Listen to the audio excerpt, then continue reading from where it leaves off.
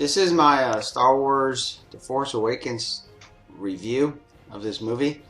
And I went to see it with a friend of mine. And he might be surprised at my take on some of this stuff because I was kind of kind to it at first. Um, but overall, I'd like to say that the movie was not very good. And also, I'm going to have a lot of spoilers in this review as I talk about it. There's a lot of things that bother me about it quite a bit. Even though I'm going to talk most of what I didn't like, at the end I am going to actually disagree with some of my friends who hate it, and I mean like really hate it. I don't hate it, but I definitely don't like it. But I still have actually a difference of opinion with why they hate certain aspects of it. So I just to start off with, those of you who don't know me, I absolutely love Star Wars. I saw the original in 1977 when it came out in the movie theater. I've seen every single movie in the movie theater when it's come out, and sci-fi is a big part of my life. And so it was a big deal to see this movie, and I was expecting a lot from this movie, as I believe that everybody should expect a lot from this movie. When you pay $4 billion to George Lucas to take it away from him, which it should have been taken away from him, and then you expect, right, a big, huge budget film like this to be more than something that honestly is rather forgettable. Actually, it isn't forgettable. It's what I remember about it is how bad it is. So, I think to start on where I want to head with this, to me, I think the biggest glaring problem, and something that with everybody I talk to, and a lot of the reviewers, has to do with the concept of improbability. Okay, in a movie, you're looking at things, and when you see something that just looks outrageous, you might think, well, okay, you might give it a pass, but you have consecutive things, it becomes a problem. And as an example, you can use your own life. Okay, so let's say that you're driving to work, right? And you're driving your car, and then your car rolls. And as it rolls, you don't have your seatbelt on that day, drive a Jeep or something, and your body flies out of the vehicle, okay? And the car's rolling uphill, and you fly out of this thing, and you cartwheel, whatever, and you fall back into your seat. All right, now, if that would have happened to you, and you were not hurt, you would look around and say, what just happened? Right? But you could accept that, actually. One event like that in a day or in an entire year, you could say that was highly improbable, but it is statistically possible, and you would go to work and say, wow, hey, look what happened to me, and you might even think it's divine intervention, pure luck, but it's like, okay, this happened to you. Things like that actually happen to people. But then you get to work, right? And you open the door, and there's like a pride of lions, and they've eaten your coworkers. So now, it's like, what? So now you have this event, right, which is highly improbable as well, and it happened on the same day. So at that point, you just don't have that happen to you and think, well, this just happened to me, this happened to me. But still, you then drive home, and just before you get there, a meteor comes and just destroys your house. Your house, not your neighbor's house, not the city, just your house, right? So you have to, at that point, stop and think, okay, like, am I in the Twilight Zone? Am I being punked? I mean, watching this movie, even before I watched it, one of the things that gave me pause was that J.J. Abrams did the 2009 Star Trek. And there was a scene in that movie, and I'm referring to that because you'll see how there's a scene where Kirk lands on a nice planet, and he's looking for Spock. Okay, that's one of the things, or a big theme of it was trying to find Spock. And he's walking around, and this creature comes out of the ice and starts chasing him. So understand that the creature is just a creature, right? It's trying to eat him. And he has to run in a direction. His direction is completely, totally arbitrary. It's completely random because he's got to get away from this thing. It's not random. He's got to go away from it. So he's running away from it, and as he's running, just as it gets him, it's so convenient that there's a hole in the ground, and he falls into it. Right? He falls into this hole, gets away from the creature, and out of this entire planet where he's landed, in an arbitrary direction that he's gone, who is there but Spock? Now, in the movie, you know, you haven't seen Spock in the movie in a long time, and for some people, they're like, hey, it's Spock. For me, I was like, hey, it's Spock. Like, that's ridiculous. It is absolutely ridiculous that all of a sudden he's going to come across Spock from what just happened. Now, for some people, they may say, hey, look, that's cool. He's running from this creature. Look at the creature. It looks so real. No, that's fine. But not the other part. It just completely took me out of the movie. How can it not? How can something like that, which is so improbable, and again, if it was one thing, that's fine, I think. I think you can deal with one thing that is just highly improbable. So J.J. Abrams, you know, directed that movie. And J.J. Abrams also produced Lost.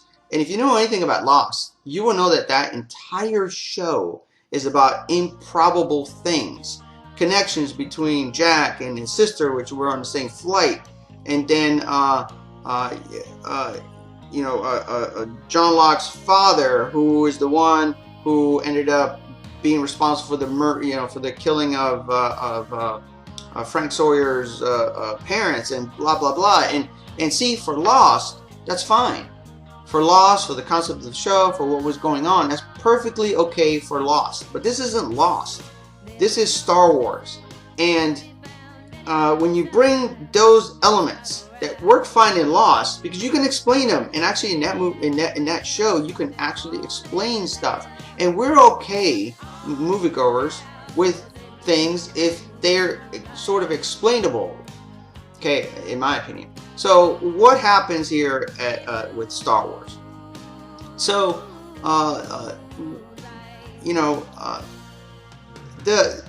okay, so let's start. I random, I guess. So Rey and Finn are running away from these TIE fighters, which are attacking them. And again, they're running towards a ship. That ship that they're going to blows up. And they look to the right, and what is there?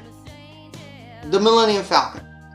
Out of all the spaceships that could possibly be around them, the Millennium Falcon is next to them. That is ridiculous. Okay, for you and I to see that, hey, the Millennium Falcon, but you have to stop and think for a second. Does that make any sense whatsoever? That you're going to run across the Millennium Falcon, and so they get in it, and they take off. Which, so whether or not she can fly or not, I'll get to that later. The only thing I didn't like about that is they were like just beating up on the Millennium Falcon. There is no reason to disrespect the Millennium Falcon like that. Okay, yeah, she doesn't know how to fly. Okay, let it, hit once and just take off. After that, she's above ground. Computer algorithms should be able to keep that thing from hitting the ground again. I mean, to be banging around that much, well, again, is something that I had an issue with. So then they get into space, right? And who picks them up? Who else would pick them up? The only convenient person in the story that could possibly pick them up, Han Solo. So already the problem I have with improbability is that it is incredibly lazy storytelling. I mean, think about it. How lazy can you be to set up a sequence of events which just lead to the next thing? It's like so convenient. Oh, look, the next thing that has to happen. Here it is. There's no intelligence behind it. No workmanship behind it. It's just lazy. Okay, so going back a little bit further. So Finn takes off with the pilot after they were escaped from the Star Destroyer, and they get hit. Right, they're trying to get away, and they get hit by another TIE fighter, and they cartwheel and they land on this planet, and they land far apart from each other. Well, they crash land. And so Finn is out in the middle of nowhere, and he's walking. So, look, you have no water, you have no food, nothing, and you're walking, you run across Rey in this little village. And they're looking for, this BB-8, size of a beach ball. And think about it. You're in the state of Florida, the state of the United States, or the entire planet. Something falls on there, and you're looking for it, and you happen to crash land. Crash land, not, hey, here's some signals where they might have been. You crash land, and you come across the thing you're looking for. You know, again, it just, the improbability of it all just takes me completely out of the movie, because it makes no sense that those things would happen. Another thing, so on the Death Star killer thing that they were on, right? Rey was captured, and she got away, and then she's scaling this wall, and out of something that's 10 times the size of the Death Star, Han Solo happens to look, and look, who happens to be there? Rey, right? How convenient is that? How utterly ridiculously convenient is that she comes across the very person who, you know, on something the size, 10 times the size of the Death Star.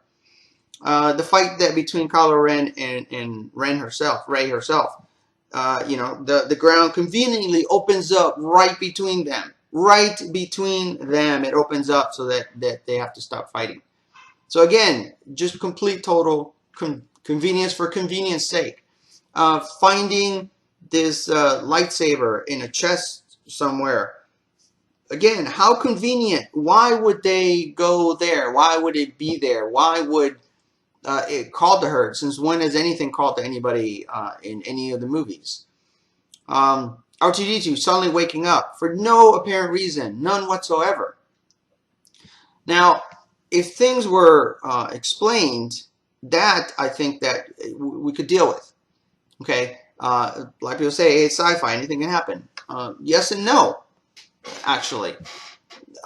If Humphrey Bogart was in the background and you saw that, and it was black and white even, or it made a line and walked away, you could say, hey, it's sci-fi, anything can happen. Well, no, it can't. Unless it's explained, it makes for a stupid movie, doesn't it? I mean, think about it. Now, can that happen? Yes, it can. In sci-fi, Humphrey Bogart could show up on a holodeck of Star Trek, and it would be explained, see? So when it's explained, when it is intelligent, then nerds like us, people with half a brain, whether or not you are a bartender or, you know, a person working at TJ Maxx, and you have any sense of structure, any sense of logic, you would look at that and say, okay, this was done beautifully. Somebody who was paid millions of dollars to sit somewhere and come up with a storyline and come up with a sequence of events that could entertain us isn't just being totally lazy. They actually think about, okay, you know, A to B, we're going to do this in a way that surprises you. We're going to do this in a way that makes sense. And when things make sense in sci-fi, it makes for great sci-fi. It makes for a great movie. Episode 4, even Episode 5, when Luke Skywalker, you know, happened to be Darth Vader's son. I actually don't have a problem with that. It was set up properly. If you think back with the sequence of events that occurred, I don't have a problem with that. It can be explained and not so crazy like. You may not like that. Some people don't like that. I really don't like Leia and Luke being brother-sister. That just like was way out there. But anyway, that's another review. So, so again, the improbabilities just completely took me out of the movie. A pet peeve of mine. This is not about improbability. It's about the Death Star. And actually, to me, this goes back to being lazy, right? So think about the Death Star, the concept in the first movie. I don't have a problem with that. Somebody wants to build some huge, humongous thing that destroys planets. That sounds great. Concept for a movie. A part of it. And however, as a weapon system, you know, look at what happened. It destroyed Alderaan. But, you know, that's what? No weapons. They're peaceful people. Remember Leia and the whole thing? So I wouldn't call that first battle. In its very first battle, it was destroyed by a small one-man fighter. And, which, again, I actually don't have a problem with. You know, they didn't think that this was going to be a vulnerability. They found the vulnerability. They exploited it. I think that's actually good movie making. I don't have a problem with that. Second movie. You have now a second one that's being built. Again, I actually don't have that much of a problem with it. Some reviewers did.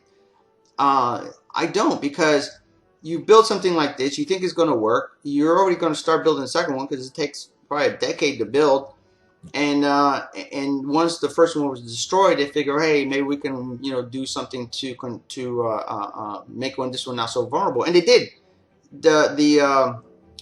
The shield that was around the second Death Star was actually working fine until it was destroyed on the ground. Maybe the finished product was going to have one built in that small ships like that couldn't get close. So you see how that makes sense? Nevertheless, its very first battle, it was destroyed. So again, as a weapon system, it's a terrible weapon system. And at some point, and I don't care if you're a galaxy far, far away a long time ago, these people have to have like accountants.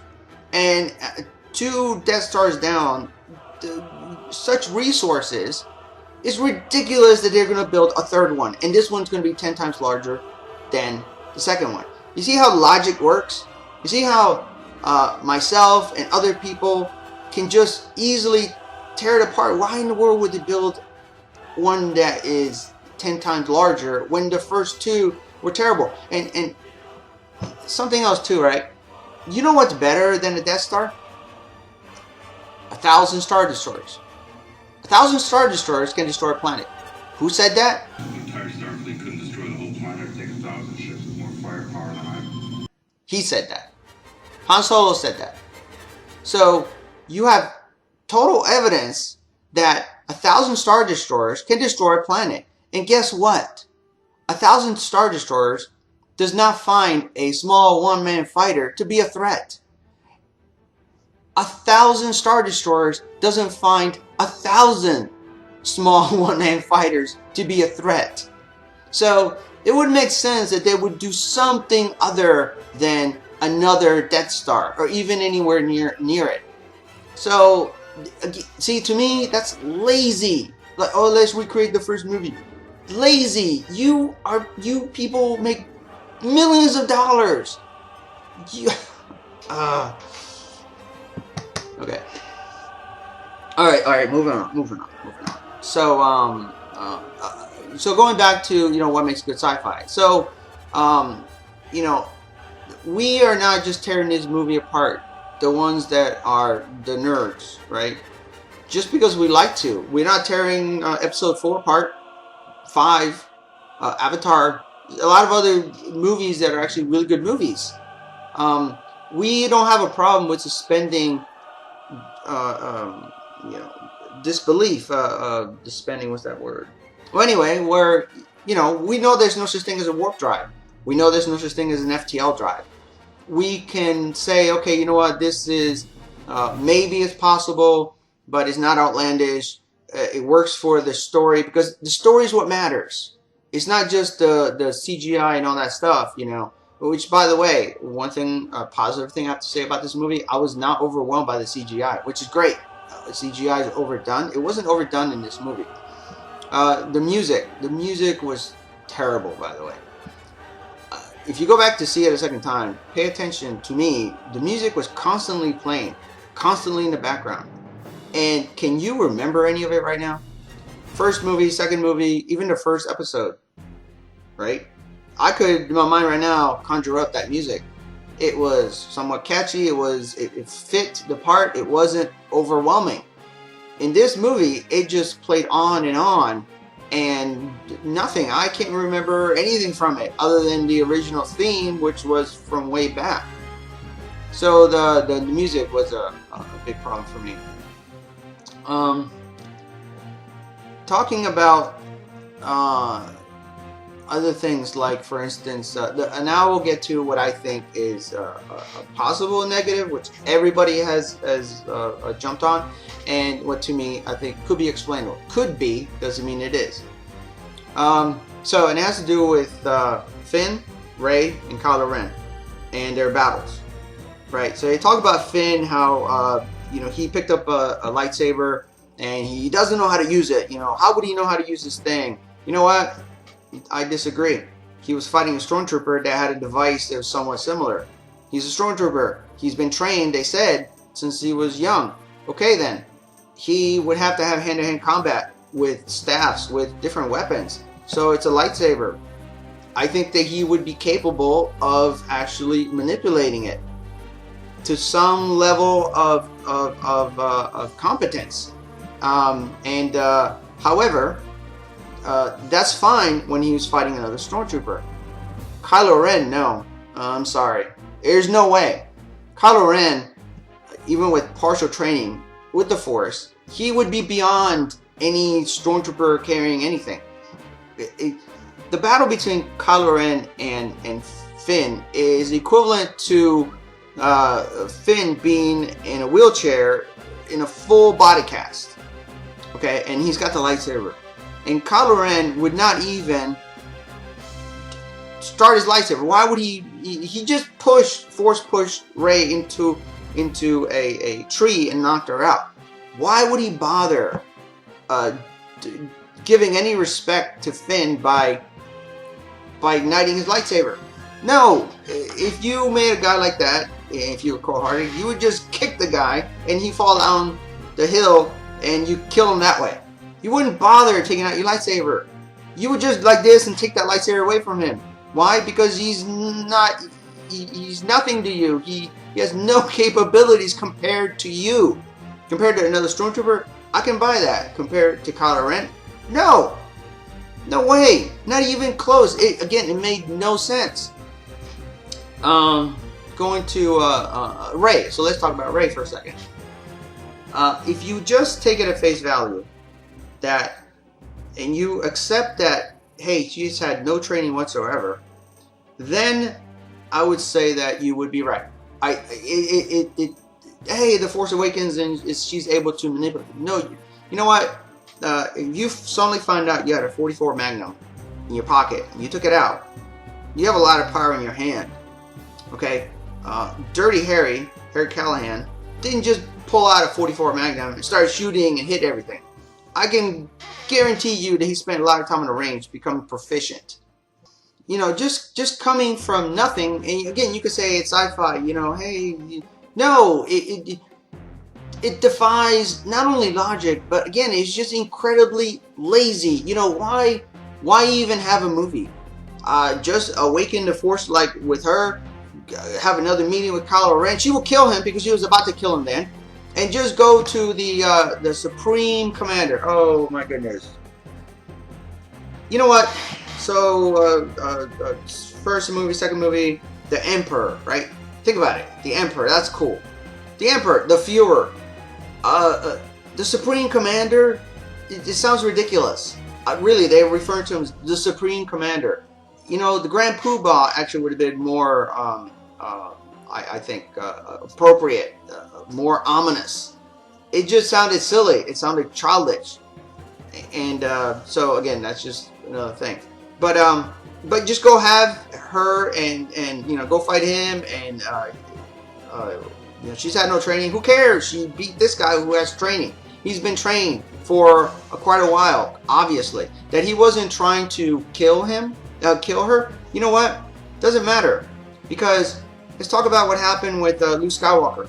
Right? Luke Skywalker had one-on-one training with Yoda, the Jedi Master himself.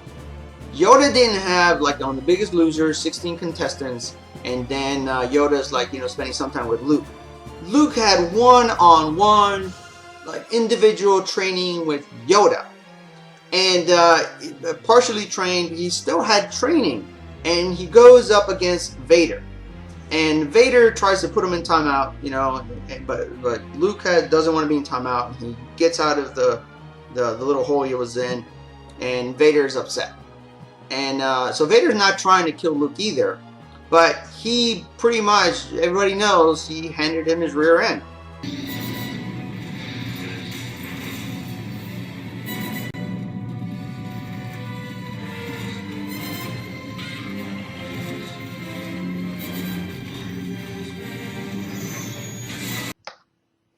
And then later, he's still toying with Luke Skywalker. Why? Because Vader is a Sith Lord. Because he is trained.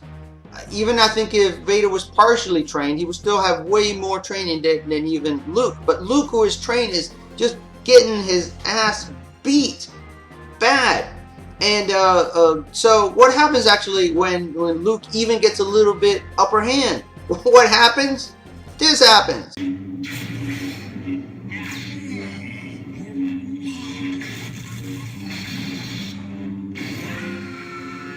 Right. He loses his hand. Vader just chops off his hand. That is the way. See, that makes sense. And that causes us, to like, hey, the hero is not invincible. He is vulnerable. He has to struggle. He has to. He doesn't just have the Force awakening Luke, and Luke is sitting there beating Vader's butt, and he chops off Vader's hand, and Vader's the one that has to go away. And later, a meeting has to happen where what? See how the first set of movies makes sense. The first set of movies were good movies, and why this movie, in this regard, makes no sense. However, this is where I will respectfully disagree with all the other people that hate this aspect of Rey and her training. So the reason why is because it is quite possible, and understand that there are 2 movies coming. This isn't the end. Things are just starting now. And so it is quite possible that Rey has had training. That through some process she, as her memories have been suppressed, either by Luke Skywalker, because we don't know, we know he went away because he trained Kylo Ren and he turned bad. But who's to say that he didn't actually train Rey, and that Rey, hey, she doesn't know how to fly. How do you know that? How do you know that Luke Skywalker wasn't like, let me do a Yoda moment. I didn't like this jungle planet, so I'm on this sand planet, and I'm gonna take one of my wings, an X-wing or an A-wing or a Y-wing. See, I know my wings, and takes one out of his garage and puts it in the sand because the Force, and he buries it in the sand. He says, hey, Rey, come over here and take my wing out of the sand. And just like him, it's too heavy, you can't lift it.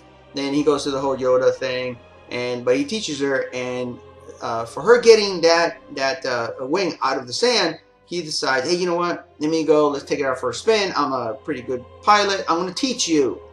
It's possible, actually. It's within the realm of possibility that that's what happened, and that's what she got the training. And her lightsaber training came from him. It is possible. We don't know. Second, and the last 2 movies are coming, and see, I'm okay with that. I'm totally okay with that if it can be explained, but it has to be logically explained. And if it is, I'm fine with it. And for all the people that are saying, "Oh, it's impossible," I agree. Actually, without training, forget it. Everything I just said about how maybe she's capable. She's only capable if she was trained. How is that? Also because of muscle memory. Here.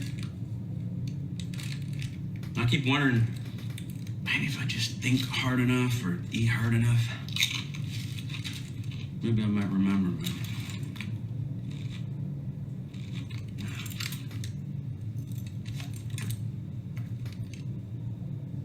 What? Oh. I don't know. It's like 4 was weapons, or 6 with Marauder, 5 fixing things. There's something I just have. It's like instinct. Muscle memory. Mm-hmm. It's an action you repeat so many times it creates this long-term memory in your brain.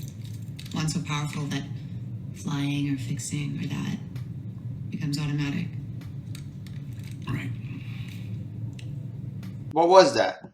It was these characters who woke up on a ship. They have no knowledge whatsoever about themselves. They don't know their names.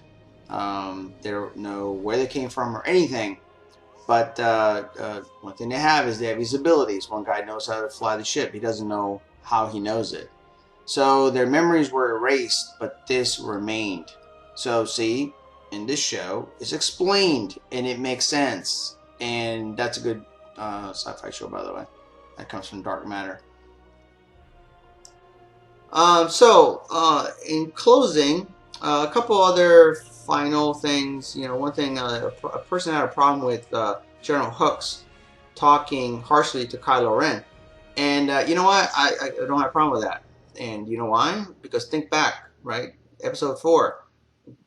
Tarkin was in charge of the Death Star. Tarkin told Vader, release him. So clearly Tarkin was above Vader. It wasn't as if Vader was in charge of everything. Vader was not the Supreme Commander, the Emperor. He wasn't even really second in command. He got direction and orders from Tarkin. So that Hux is talking all kinds of bad things and harshly at Kylo Ren and is not worried that Kylo Ren is going to turn around and start his lightsaber and kill him. I'm okay with that.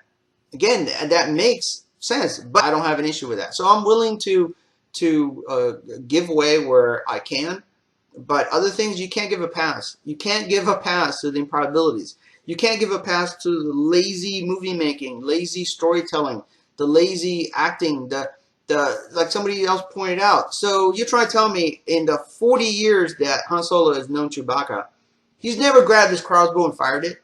Never? Like never.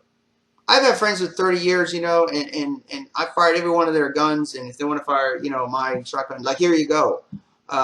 Especially if we've been in combat.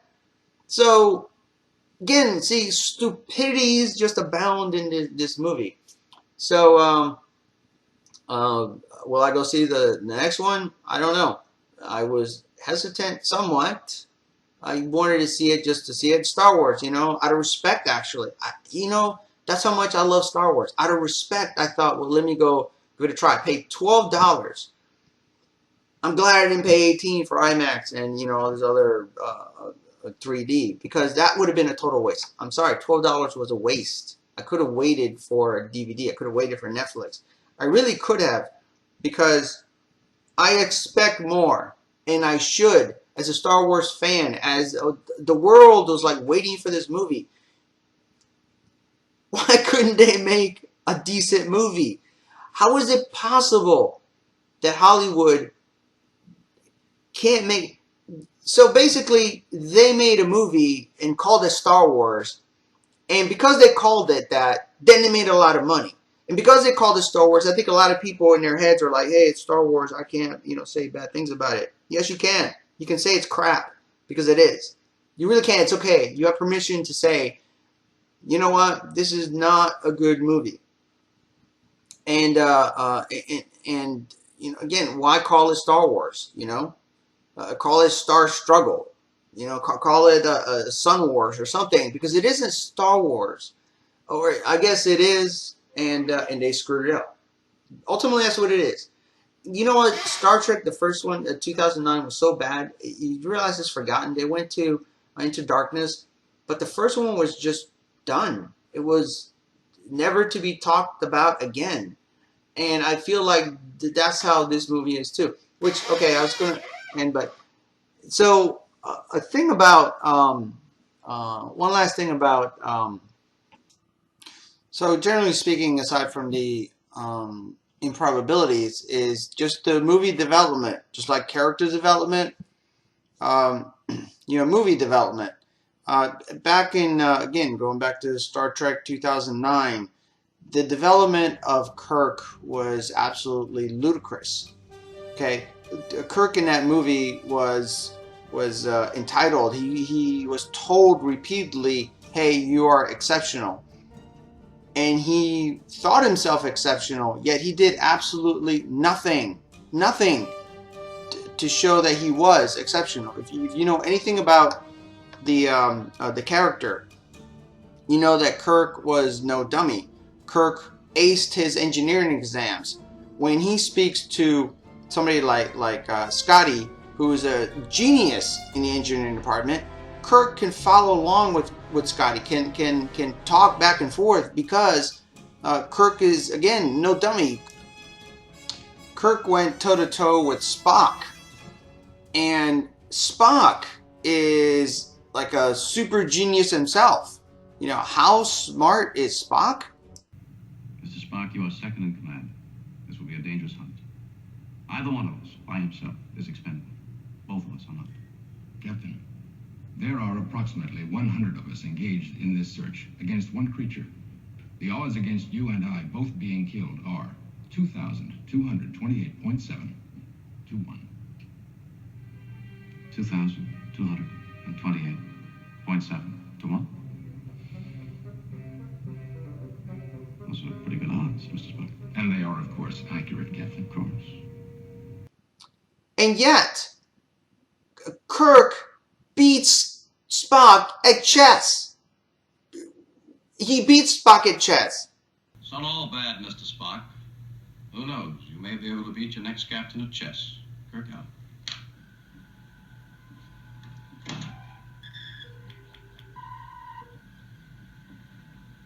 Chess. You want an actual example? Here we go. Captain. You should have intercepted by now. Bird said they'd call. I'll have you checkmated your next move. Have I ever mentioned you play a very irritating game of chess, Mr. Spock? Irritating. Ah, yes. One of your Earth emotions.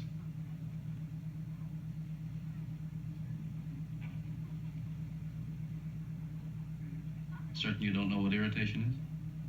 Did things that made him exceptional, and throughout the series, these things are developed. The movie plot is developed. It makes sense. Things can be joined from one to the other and make sense.